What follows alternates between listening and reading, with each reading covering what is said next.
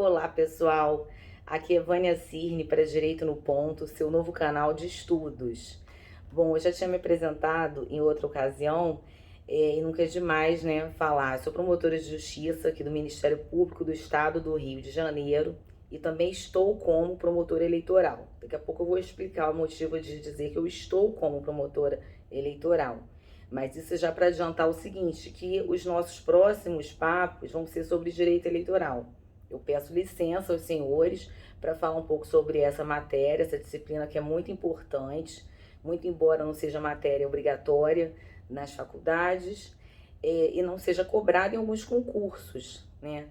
Mas é cobrado no Ministério Público e também no concurso da magistratura, porque nós atuamos ali nas eleições nos municípios, né? Tanto nas eleições municipais quanto estaduais, a gente atua por delegação, porque é uma matéria que a princípio, da União, né? E como não tem Justiça Eleitoral, desculpem, a Justiça Federal e também o Ministério Público Federal em todos os municípios, acaba que essa função é exercida por nós promotores de justiça.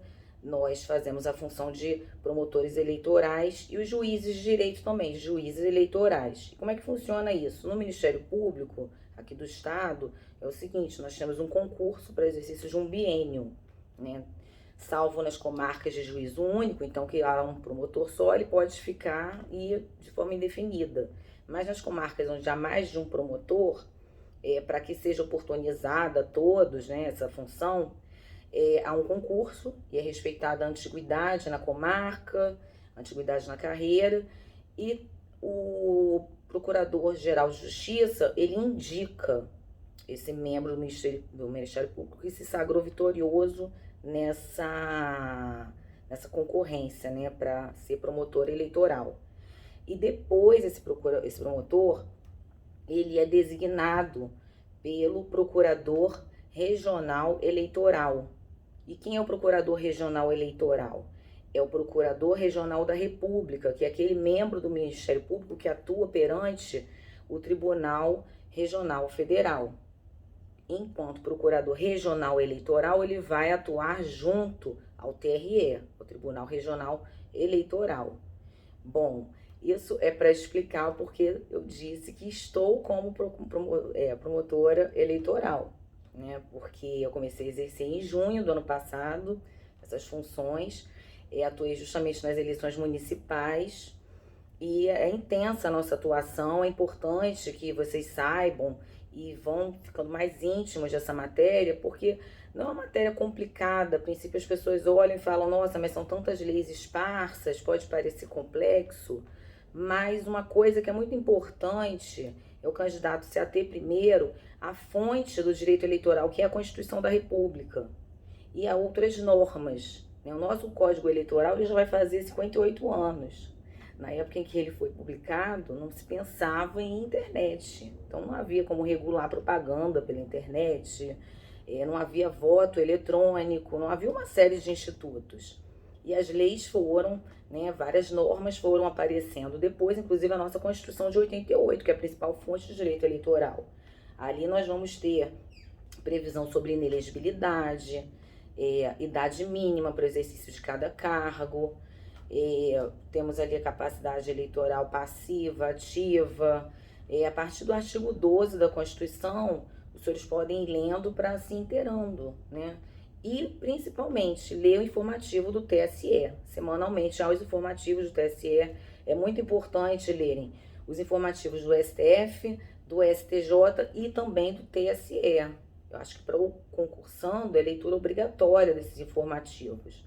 Eu quero falar com vocês justamente sobre um dos temas do último informativo do TSE, né? É uma decisão que não foi unânime, né? E foi o seguinte, uma coisa com que eu me deparei muito na minha comarca, né? E pode ser que os senhores também venham a se deparar, né? Quem for promotor eleitoral vai acabar lidando com isso e pode entender de uma forma ou de outra. O que acontece? O nosso direito à liberdade de expressão, ele é consagrado na nossa Constituição, né? Só que nenhum direito é absoluto, então tem que ser visto de acordo com, né, cada caso concreto, fazendo-se ponderação de interesses.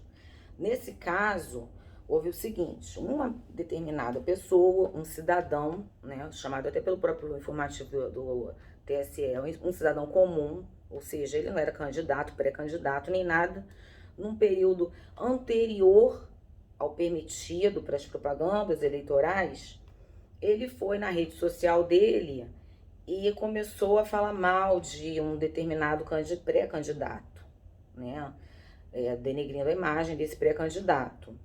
Esse assunto ele foi sendo sucessivamente objeto de recurso até chegar ao TSE. O ministro Barroso entendeu da seguinte forma, né, e com a minha humilde opinião, da forma correta, que esse cidadão estava exercendo o seu direito à liberdade de expressão, que cercear isso por meio da justiça eleitoral seria praticamente, não foi usado esse termo, mas seria uma censura, né? E que então não haveria nenhuma punição ali para o candidato que estaria se beneficiando, né? O candidato oponente a esse que estava sendo ofendido. Bom, aí o ministro Tarcísio abriu a divergência e foi acompanhado pelo ministro Fachin. Eles entenderam o seguinte, que essa propaganda negativa, né, daquele candidato, aquele pré-candidato, depois a gente vai até, no nosso próximo encontro, eu vou explicar a diferença de pré-candidato para candidato, a partir de quando ele pode ser considerado efetivamente um candidato, mas só para dar esse start, até para vocês procurarem ver, terem uma curiosidade, né?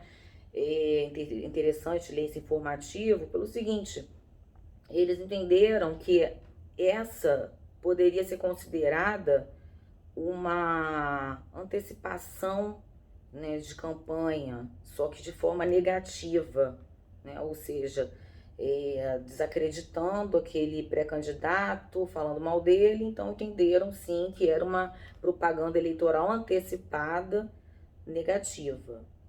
Bom, o que eu aconselharia ao candidato?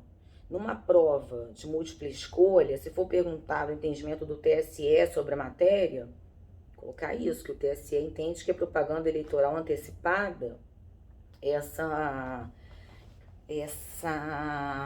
campanha negativa, né? Falar mal de determinado candidato, ainda que em rede social, e que não seja de um candidato ou pré-candidato. Agora, numa prova discursiva, vale a pena trazer as opiniões dos ministros, colocar que você sabe que houve essa divergência e até mesmo se posicionar, porque em muitos casos eu recebi ouvidorias e indeferi justamente baseado na liberdade de expressão do cidadão. Como muito bem falou o ministro Barroso, eventuais excessos, eles não ficam impuníveis, eles podem ser objeto depois de ações cíveis ou até mesmo no âmbito criminal. Mas a justiça eleitoral começar a cercear, começar a fiscalizar o que cada um vai falar em rede social, é algo complicado. Bom, ele até falou que o candidato, o cidadão, ele não havia realizado nenhuma conduta vedada, e é sobre condutas vedadas que eu quero falar com vocês no nosso próximo encontro. Eu espero que eu tenha trazido alguma novidade, que tenham gostado. Se gostarem, deem like. Se não gostarem, também podem fazer críticas, né? E eu pretendo agora, assim, falar sempre de informativos para daí extrair um pouco de princípios, um pouco de outras matérias para ir estudando de forma mais dinâmica, porque senão pode ficar um pouco enfadonho, ainda mais considerando que nós não temos só a Constituição e o Código Eleitoral, né? Nós temos a lei de inelegibilidades, nós temos as leis dos partidos políticos, nós temos as leis das eleições, então assim fica complicado sair falando vários artigos, a gente não está aqui para decorar, né? Nem para falar para vocês decorarem nada. É importante que, inclusive, essa matéria de direito eleitoral, que é muito relevante, pode ser relevante para quem vier passar para o Ministério Público e vier exercer a função eleitoral, né? É importante que essa matéria seja colocada num plano de estudos. E aí eu vou dar uma outra dica, né? Que pelo menos a mim me ajudou muito. Tem um plano de estudos de segunda a segunda. E nesse plano abranger determinadas disciplinas, colocando uma matéria que tem um peso maior no concurso, junto com uma outra que tem um peso menor. Então você conclui uma matéria ali, aquele estudo, descansa um pouquinho, bebe uma água e vai para outra matéria. Mas não deixe de estudar todas, porque em prova a gente não pode se dar ao luxo de deixar a questão em branco ou de dizer, não sei nada disso. Né? O concursando, ele é que nem o pato, né? Ele nada mal, ele voa mal, corre mal, mas ele faz, digamos assim, tudo que você precisa é alcançar o mínimo de nota. Não adianta ser expert numa matéria e não saber nada na outra. Então fica a dica da Vânia, tá bom? Bom, gente, até o próximo encontro. Um grande abraço e bons estudos, tá?